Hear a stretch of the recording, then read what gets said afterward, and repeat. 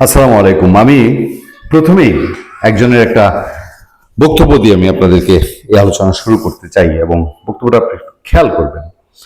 কতটা ধর্মকে রাজনীতিতে ব্যবহার করলে, নিজেদের ব্যক্তি স্বার্থ, গোষ্ঠী স্বার্থের জন্য ব্যবহার করলে মানুষগুলো এইসব কথা বলতে পারে।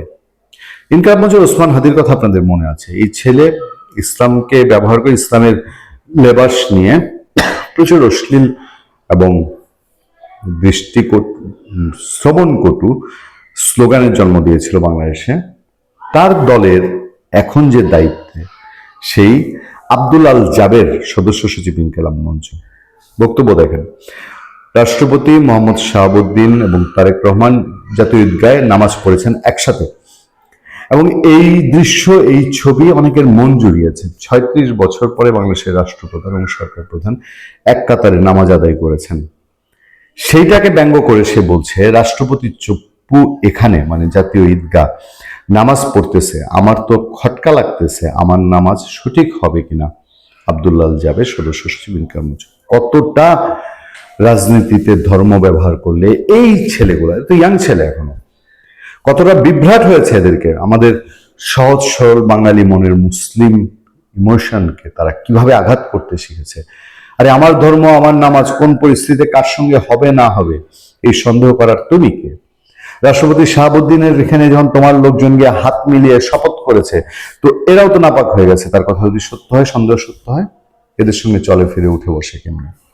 বাংলাদেশে যে নজিরবিহীন এবং এবং ব্যতিক্রমী মানুষকে সবাইকে উৎসাহিত করেছে যে খবরটায়, সেই খবরটার পরে আমি আরেকটা তিতা কথায় যেতে চাই। তিতা কথাটা আমাকে ব্যথিত করেছে, আমাকে আক্রান্ত করেছে, আমাকে কষ্ট দিয়েছে।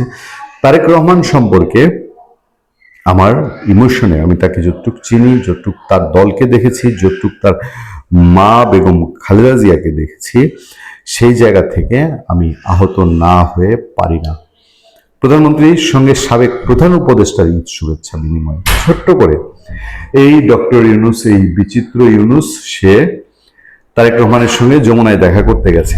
প্রধানমন্ত্রী তারেক রহমানের সঙ্গে ঈদের শুভেচ্ছা বিনিময় করেছেন সাবেক অন্তর্বর্তী সরকারের প্রধান উপদেষ্টা ডক্টর মোহাম্মদ ইউনুস। শনিবার দুপুর 12:15টার দিকে রাষ্ট্রীয় অতিথি ভবন যমুনায় ঈদ শুভেচ্ছা বিনিময়ে এই সময় প্রধানমন্ত্রী পরিবারের সদস্যরা উপস্থিত ছিলেন। প্রধানমন্ত্রী প্রেস সচিব আতিকুর রহমান রুমনি তথ্য নিশ্চিত করেছেন। ডক্টর ইউনুস ছাড়াও রাজনীতিবিদ, কূটনীতিক ও সিনিয়র সাংবাদিক সহ বিভিন্ন শ্রেণী পেশার মানুষ সেখানে উপস্থিত ছিলেন। প্রধানমন্ত্রী হিসেবে দায়িত্ব নেওয়ার পর এটিই তারেক রহমানের প্রথম ঈদ উদযাপন। তবে শুভেচ্ছা জানাতে ভোর থেকে যমুনায় প্রচুর ভিড় ছিল, সেসব কথা বলছি। আমি সোশ্যাল মিডিয়ায় যে ছবিগুলো দেখেছি এবং সাবেক বিতর্কিত সমালোচিত ইউনুসের প্রেস সচিব, আমি জানি না এখন সে তার ব্যক্তিগত পাইক পেয়াদা কিনা, অন্তত মিডিয়া রিলেটেড পাইক পেয়াদা, সে তার ছবি দিয়েছে। শফিকুর রহমান সেখানে উপস্থিত ছিল এবং যমুনায় ডক্টর ইউনুসের সাথে দাঁত কেলিয়ে শফিকুর রহমানের ছবিও দেখেছি। আমি আহত হয়েছি যেই মানুষটা বাংলাদেশের এখন 99% মানুষ দিয়ে ঘৃণিত, যেই মানুষটাকে দিয়ে বাংলাদেশের 16 কোটি মানুষ অপমানিত, লাঞ্ছিত, যেই মানুষটার কারণে আমেরিকার শেকলে বাধা পড়েছে বাংলাদেশ, সেই মানুষটাকে কি না ডাকলে চলতো না, জায়গা না দিলে চলতো না তারেক রহমানের?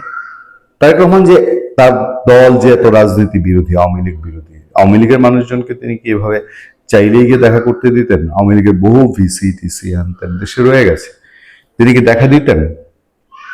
এই লোকটা সম্পর্কে বিএনপি ঘরানার যদি সত্যিকার ভাবে নিরপেক্ষ যাচাই করা হয়, বিএনপির 90% মানুষ ডক্টর ইউনূসকে পছন্দ করে না, ঘৃণা করে। তার সময়ের মব সন্ত্রাসের কারণে, তার সময়ের ছাত্রদেরকে লেলিয়ে দিয়ে দেশটাকে নষ্ট করার কারণে।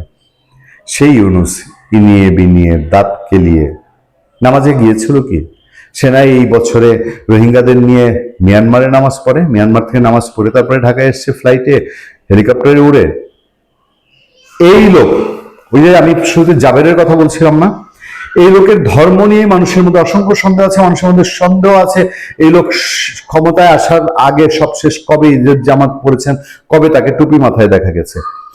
সেই লোক ঈদের জামাতে গেলে ঈদের জামাত নিয়ে সন্দেহ তৈরি হয় না জাবেরদের, যে ঈদের জামাত কি কবুল হবে কিনা, আর শাহাবুদ্দিন নিয়ে তাদের সন্দেহ তৈরি হয়।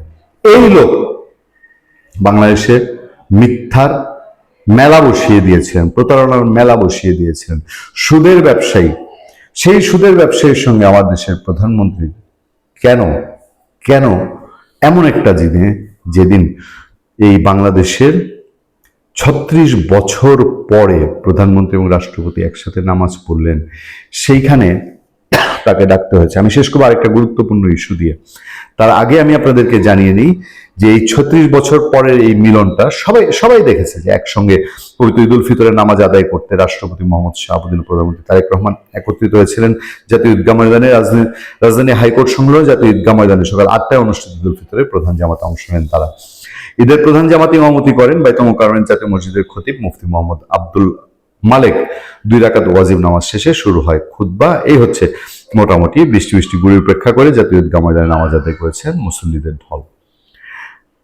ডক্টর ইউনূস যে দাঁত কেলিয়ে যমুনায় গেছে লাজ লজ্জার মাথা খেয়ে বেহায়ার মতন, উদ্দেশ্য কি? অনেকেই বলছেন, আমি সোশ্যাল মিডিয়ায় বহু দেখেছি, যে সে এখনো আড়ালের থেকে বহু কলকাঠি নাড়ার চেষ্টা করে এবং তার সুপ্ত ইচ্ছা বাংলাদেশের রাষ্ট্রপতি হওয়ার, এইটা থেকে এখনো সে দূরে যায়নি, এখনো তার স্বপ্ন খায়েশ আগেরটাই রয়ে গেছে। এটার একটা ইঙ্গিত দেই আপনাদেরকে।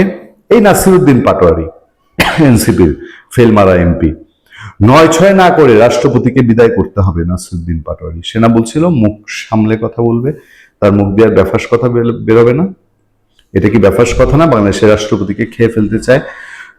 শনিবার সকালে জাতীয় ঈদগাহ ময়দানে